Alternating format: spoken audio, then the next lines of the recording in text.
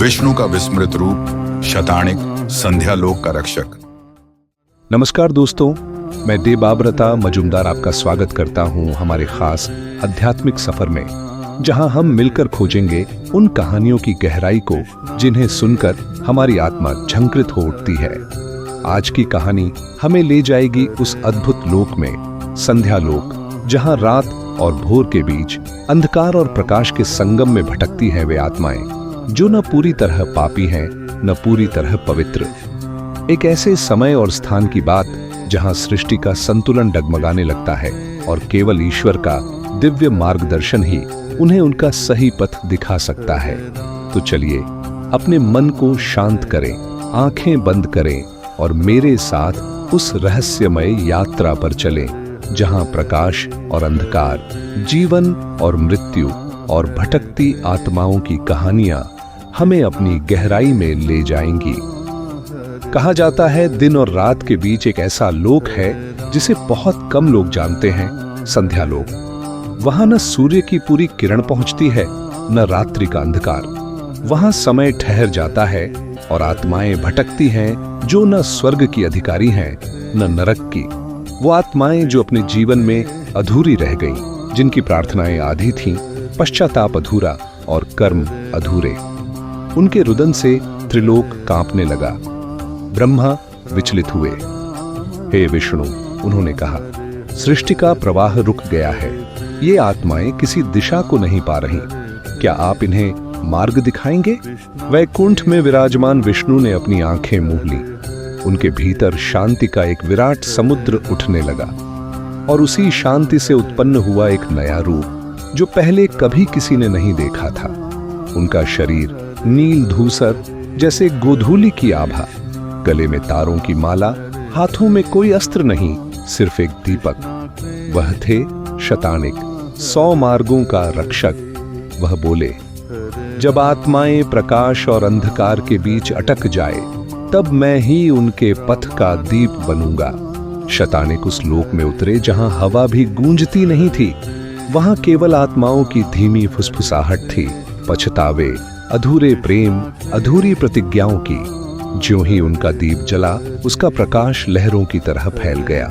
हर आत्मा ने उसे अलग रूप में देखा।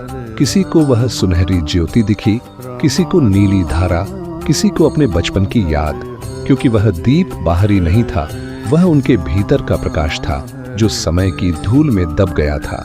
शतानिक बोले, यह दीप तुम्हारा ही है, बस उसका स्मरण करो और मार्ग मिल जाएगा। धीरे धीरे आत्माएं उस प्रकाश के पीछे चलने लगी। लोक में पहली बार गति आई, पर जैसे ही प्रकाश फैला, अंधकार के कोने से एक छाया उठी, अविद्या। वह थी भूलने की आत्मा, जो आत्माओं से बोली, मत चलो उस दीप के पीछे, उसके पार है न्याय, दंड और अंत। यहीं रहो, यहाँ कोई पूछताछ नहीं, कोई वेदना नहीं। आत्माएं ठिठक गईं, उनका भय बढ़ने लगा। शतानिक का दीप मंद पड़ने लगा। तब विष्णु ने अपने हृदय पर हाथ रखा और वहां से निकला एक कंपन, एक अनहद स्वर, ओम। वह नाद पूरे लोक में गूंज उठा। हर आत्मा के भीतर सोया हुआ स्मरण जाग गया।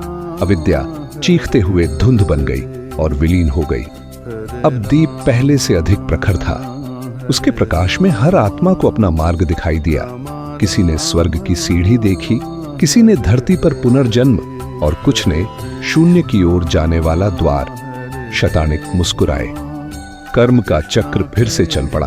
उन्होंने कहा, प्रत्येक आत्मा अपने सत्य की ओर बढ़ चली है। विष्णु जब लौटे, ब्रह्मा ने नतमस्तक होकर कहा, आपने सृष्टि की गति पुनः स्थापित की प्रभु। अब संध्या का प्रत्येक क्षण, जब प्रकाश और अंधकार एक दूसरे को छूते हैं, आपका होगा। उस बेला में जो भी प्रार्थना करेगा, वह आपसे जुड़ जाएगा, शतानिक के दीप से।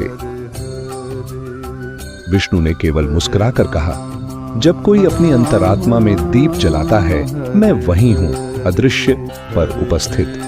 यह कथा बताती है कि जब आत्मा भटकती है, ईश्वर स्मृति के रूप में उसका हाथ पकड़ते हैं। संध्या केवल समय नहीं, वह अवस्था है जब हम अपने भीतर झांकते हैं। विष्णु का शतानिक रूप हमें याद दिलाता है कि हर आत्मा के भीतर एक दीप है, जिसे बस पुनः जलाने की देर है। जब अगली बार आप सूर्योदय या सूर्यास्त देखें, क्षण भर ठहरिए और उस क्षीण प्रकाश में देखें, कहीं ना कहीं शतानिक अब भी अपना दीप थामे आत्माओं को मार्ग दिखा रहे हैं। दोस्तों, आप सब मेरी वीडियो देख रहे हैं पर सब्सक्राइब नहीं कर रहे।